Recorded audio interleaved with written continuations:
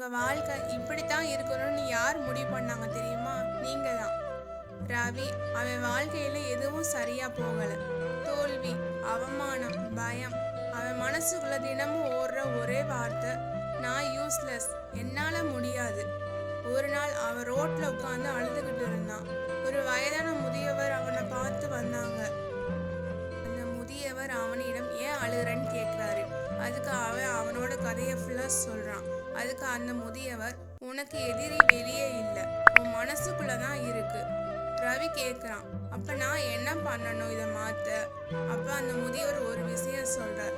நீ தூங்கிறதுக்கு முன்னாடி உன்னோட மனசை ரொம்ப அமைதியாக ஒரு சென்டென்ஸ் சொல்லு. என்னால் முடியும், என் வாழ்க்கை மாறிக்கிட்டே இருக்குன்னு சொல்லுன்னு சொன்னார். ரவி நம்பலை, ஆனால் முயற்சி பண்ணினான். முதல் நாள் செஞ்சான், எதுவுமே மாறலை. 7 நாள் செஞ்சான், பயம் கொஞ்சம் குறைஞ்சிச்சு. 21 நாள் நம்பிக்கை பிறந்துச்சு. 90 நாள் அவன் பழைய ரவி இல்லை, அவனோட சப்கான்சியஸ் மைண்டு புதிய கதையை எழுத ஆரம்பிச்சதுதான்.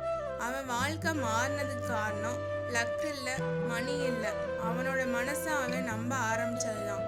நீ தினமும் உன் மனசுக்குள்ள சொல்ற வார்த்தை தான் நாளைக்கு உன் வாழ்க்கையே மாறும். இந்த வீடியோ உங்களுக்கு பிடிச்சிருந்தா லைக் பண்ணுங்க, ஷேர் பண்ணுங்க, சப்ஸ்கிரைப் பண்ணுங்க. யாராவது ஒருத்தருக்கு தேவைப்படும்.